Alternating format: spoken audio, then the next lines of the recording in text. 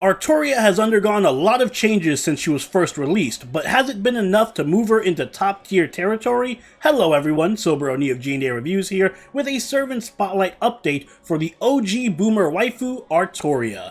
She's recently got some upgrades both in NA and JP that have changed her playstyle considerably, so I think she more than deserves another look. And if there are any other servants you'd like me to take a look at, make sure you let me know in the comments down below. So what exactly has changed for Artoria since her original release? Well, first, in NA she's just recently received a buff to her weakest skill, Instinct. On top of generating 15 crit stars, her new skill, Radiant Road, now also charges her NP gauge by 30%. She also received another buff in JP earlier this month that upgraded her mana burst to Dragon Reactor Core. In addition to the 50% Buster buff, this skill also increases her NP damage by 30%, and it changes all of her command cards to Buster cards for one turn. We'll likely be getting this buff in NA during our 5th anniversary in 2 years. These are both pretty massive buffs. The 30% NP charge now allows Artoria to perform solidly and consistently as a farmer. She can be used to clear waves on turn 1, whether you have Kaleidoscope, a max limit broken imaginary element,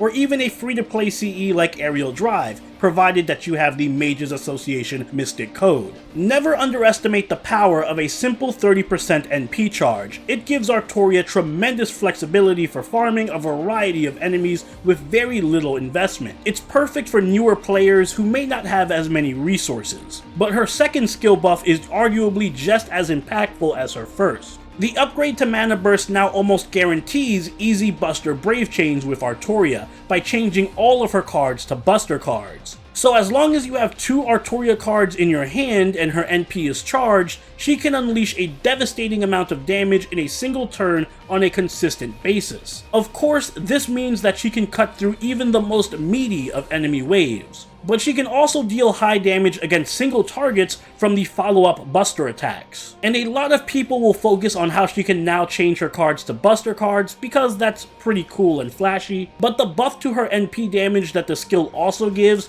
shouldn't be overlooked. 30% is a big number, and it means that Artoria now has 3 different types of damage buffs for herself. An attack buff, an NP damage buff, and a Buster buff, all of which stack multiplicatively to give her extra damage on her Noble Phantasm. Artoria's Noble Phantasm now deals more damage than any other AoE Saber by an order of magnitude. In fact, her raw NP damage is closer to the other single target Sabers like Okita than it is to AoE Sabers like Mordred. If you're as old as me and you remember my original Artoria Spotlight video, you'll know that some of my major complaints about her were her lack of damage, her lack of a solid niche, and a lack of any defensive skills. If you don't remember that video, don't watch it because it's cringy as hell, but thankfully these buffs do go a long way towards improving upon Artoria's weaknesses, specifically her lack of power and lack of a niche. Artoria now makes for one of the best Saber class farmers around. As a Buster servant, she can't exactly loop,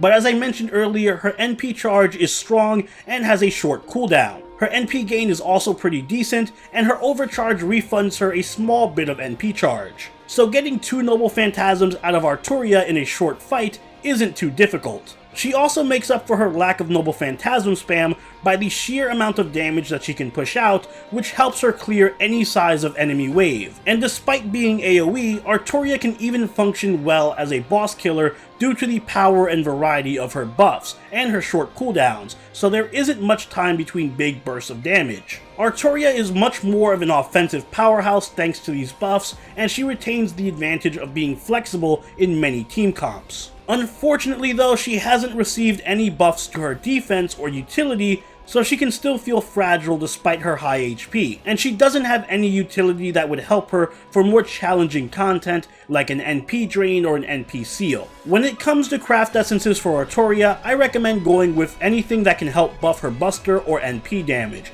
like Limited Zero, Black Grail, or Collide Ruby. Black Grail can be especially good since Artoria has such high HP that the burn doesn't matter all that much. For a more farming oriented setup, use Kaleidoscope, Imaginary Element, or Aerial Drive. And in the future, make sure to pick up Beautiful Dreamer. It'll drop in the next Valentine's event, and it grants starting NP charge, NP generating, and Buster card effectiveness, making it perfect for setting up multiple Noble Phantasms. For command codes, I recommend Blades of Nitendoraku or Mistress of Heaven. Both of these increase Buster Card crit damage significantly. Saber isn't much of a crit servant per se, but you do want to play to her strengths, and that strength is heavy Buster damage. As I mentioned earlier, Saber can fit into almost any type of team comp, but she specifically excels in teams that can buff her damage and give her a bit of an NP battery. So you want to use servants like Shakespeare, Nightingale, or Helena, all of which can drastically improve her Noble Phantasm damage or even provide her some extra NP charge.